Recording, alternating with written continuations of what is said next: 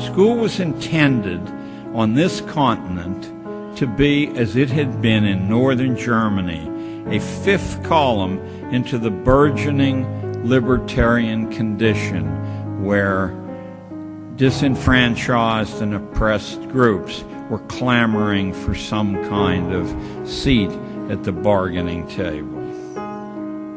School was to be a surgical incision into which the class-based management theories of England were to be inserted to interdict the liberty traditions.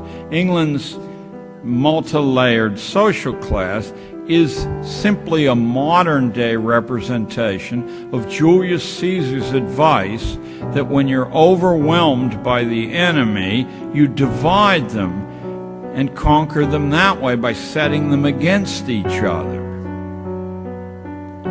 The method was to be by infiltration into the minds of children, out of sight of their parents. The well-read here won't be shocked. Theorists from Plato to Rousseau to Frederick of Prussia knew and taught explicitly that if children could be kept childish beyond its term in nature, if they could be cloistered in a society of children without any real responsibility except obedience, if their inner lives could be attenuated by removing the insights of history, literature, philosophy, economics, religion, if the imminence of death and the certainty of pain and loss can be removed from daily consciousness, if the profound reflections on one's own death could be replaced with the trivializing emotions of greed, envy, jealousy, and fear, young people would grow older, but they would never grow up, and a great enduring problem of supervision would be solved. For who can argue against the truth that childish and childlike people are far easier to manage than critically trained, self-reliant ones? And now you're ready to hear the 6 purposes of modern schooling taken directly from Dr. Inglis's book. The first function of schooling is adjustive.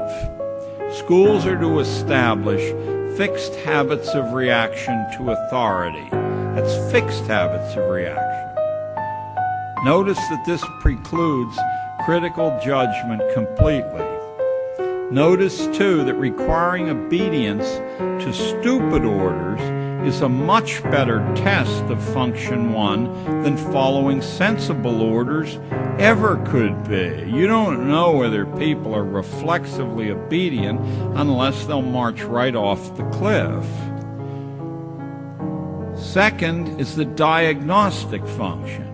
School is to determine each student's proper social role, logging the evidence mathematically and anecdotally on cumulative records. You probably thought that the kid or parents or neighbors or the region, circumstances. No, school is to determine your proper social role, and they're to fix you in that role mathematically on their cumulative records. Next comes the sorting function. School sorts children by training individuals only so far as their likely destination in the social machine, not one step beyond. Keep in mind, you're not listening to John Gatto. You're listening to the man for whom the honor lecture in education at Harvard is named. The fourth function is conformity. As much as possible, kids are to be made alike. Whatever the background they come from, they're to be made alike.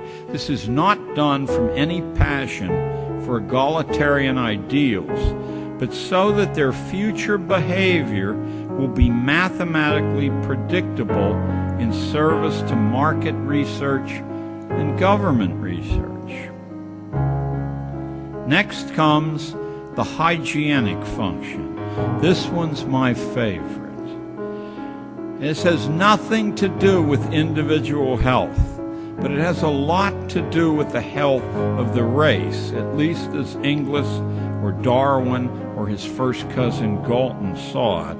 Hygiene is a polite way of saying that school is expected to accelerate natural selection by tagging the unfit so clearly. That's what all those little humiliations from first grade on, that's what all the posted list of ranked grades are about, so clearly that the unfit will drop from the reproduction sweepstakes, either in despair or because their likely mates will have accepted the school's judgment of them as terminally inferior.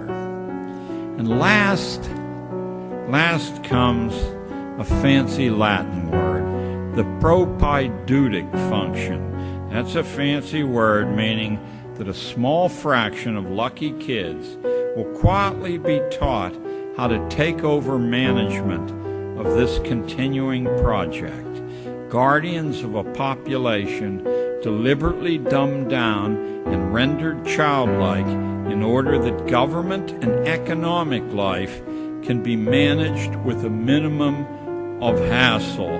It's that low-down, nitty-gritty, common purpose, not Marx's grand warfare between classes and greedy captains of industry. It's simply so that management will have a minimum of hassles.